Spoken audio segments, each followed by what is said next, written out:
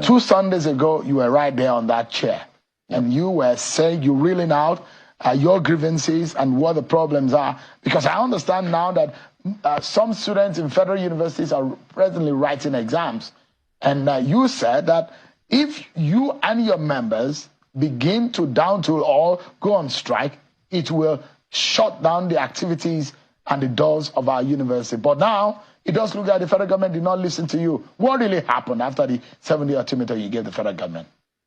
Well, Sheun, it's quite unfortunate once again to come here and still lament to the insensitive nature of some of our government officials because when this thing came up, we took the paths of honor and civilization because our unions met, discussed, and we realized that there was need to reach out to those that matter, to those that are responsible for whatever that would have happened.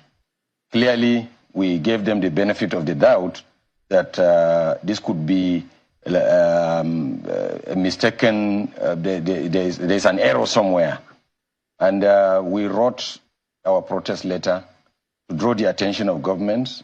Clearly, we wrote to the Chief of Staff to the President, and then, of course, the minister supervising the Ministry of Education. And we drew the attention to the injustice made on our members. And 2 weeks down the line, there is no official response. And our members' agitation continues to grow. And we, at our meeting in Akure, over the last week, we met on Thursday and Friday. And the decision we took was that probably the only language the government understands is when we down tools. And this is what we have tried to avoid. But clearly, is unavoidable at this point. Did they open any channel of communication after when you issued that ultimatum notice? No official communication. Nobody was spoke received. to you from the SGS office, from the Chief of Staff office, from the Presidency, from the Ministry of Education, the Minister of Education's office? Nobody? Nobody officially communicated with us. And you reached out to them officially? Definitely. Up till now, there is nothing? There is nothing. And so you are now, what is the nature of your notice of industrial action? Well, because in our union, we also have organs. And our constitution clearly spells out how we embark on industrial actions. First is to declare industrial dispute, which we did. And then, of course, meet at the different organs. The National Executive Committee, which is the highest decision-making body of the union, met in Akure, and we discussed, and we took the resolution that we should ask our branch leaders to go back to their branches to engage with our members and sensitize them, giving another 1 week. Like you mentioned, by the 18th, the national leadership of Joint Action Committee will fully declare the strike if nothing is done by then. That's next Monday? Next Monday, yes. And confirm to us, from what I gathered, that some universities are writing exams right now. Definitely, yes. Is it most universities or some?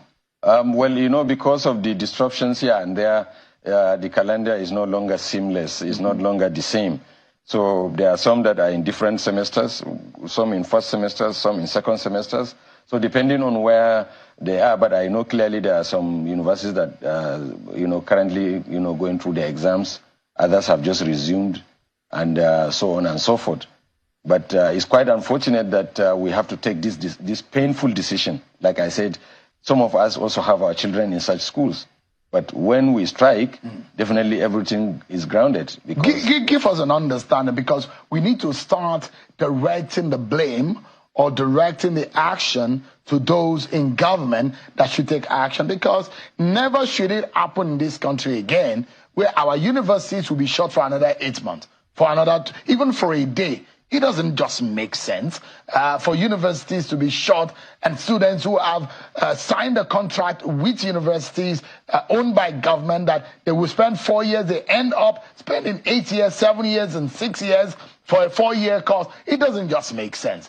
Who naturally should address your grievance in government? Which office? This is a case of Mr. President granting a waiver to all university workers who went on strike in 2022. Including the teaching staff, yes, and the junior teaching staff and the non-teaching staff, like your association exactly. and that of NASU. Exactly. And in implementing Mr. President's waiver, they decided to choose one group and leave the other three. Which office did this? Is it the Ministry of Education or the Ministry of Finance? Which office? Because we need to know and be able to exactly... Payments to university workers is done by the Office of the Accountant General to the IPPIS office.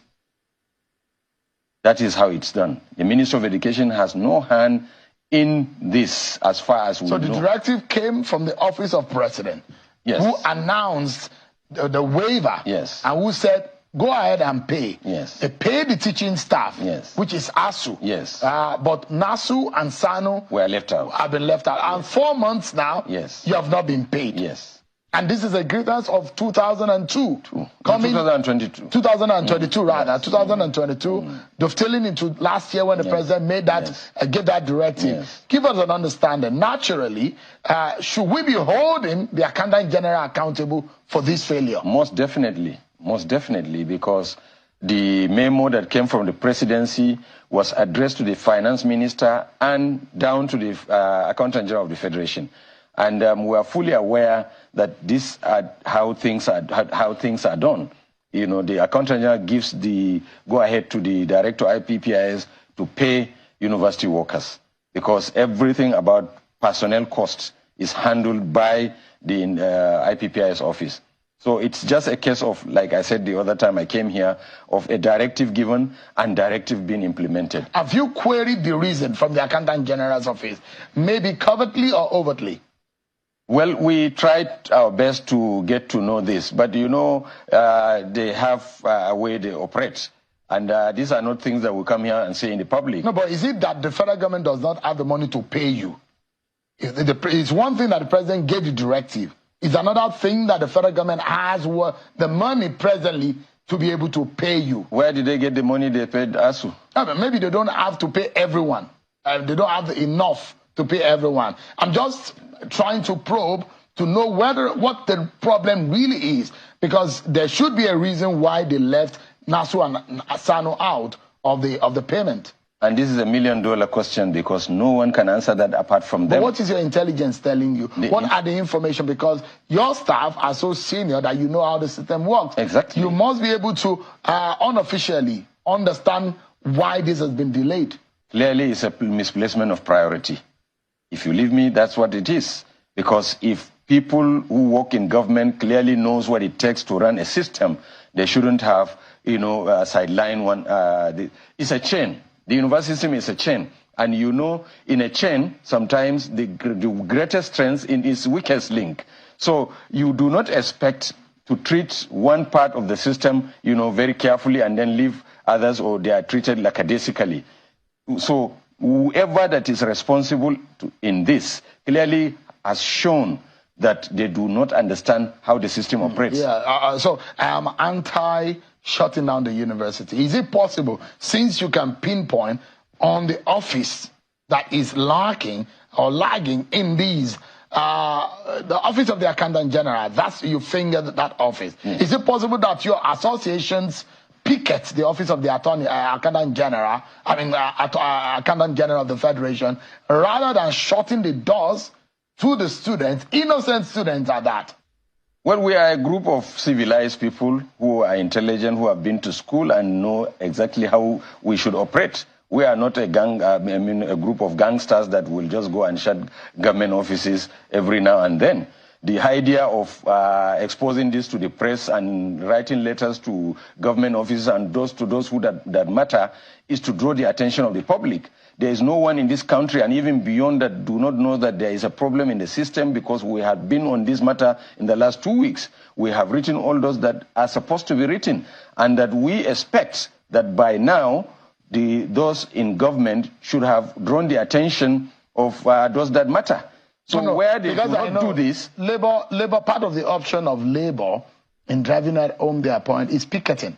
You could picket. Yes, definitely. You could downtour. Definitely. You can protest. Exactly. So picketing is part of it. I'm saying, why don't you look at that option instead of shutting the classrooms and disallow the student to write exams or to learn or to go to school. If the accountant general is the one that is responsible for it, picket his office or our office. Don't let her get into our office until she pays.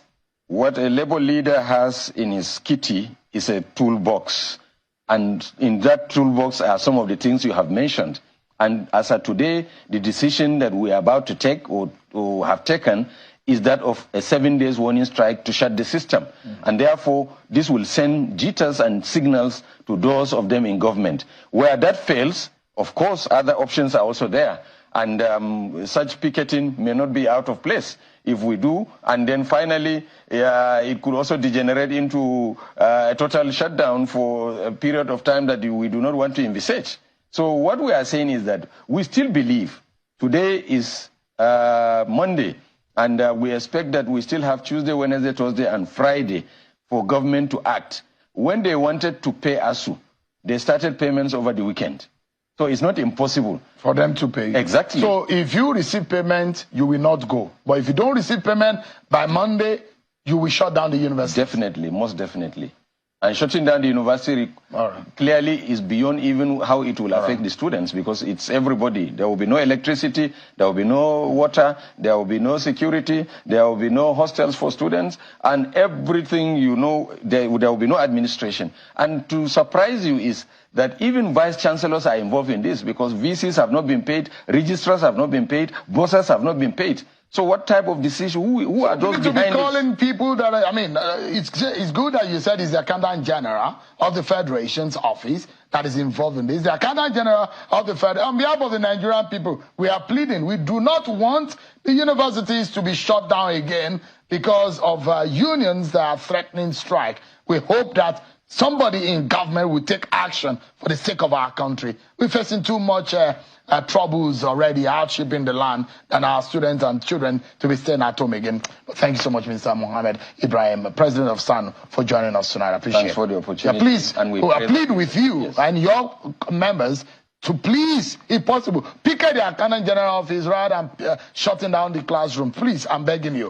We do not want what some of us experience in our days in university, spending more than we need to spend for any of these students to be able to do that again. No, it should not happen. Thank you so much indeed for your time. Thanks for the opportunity.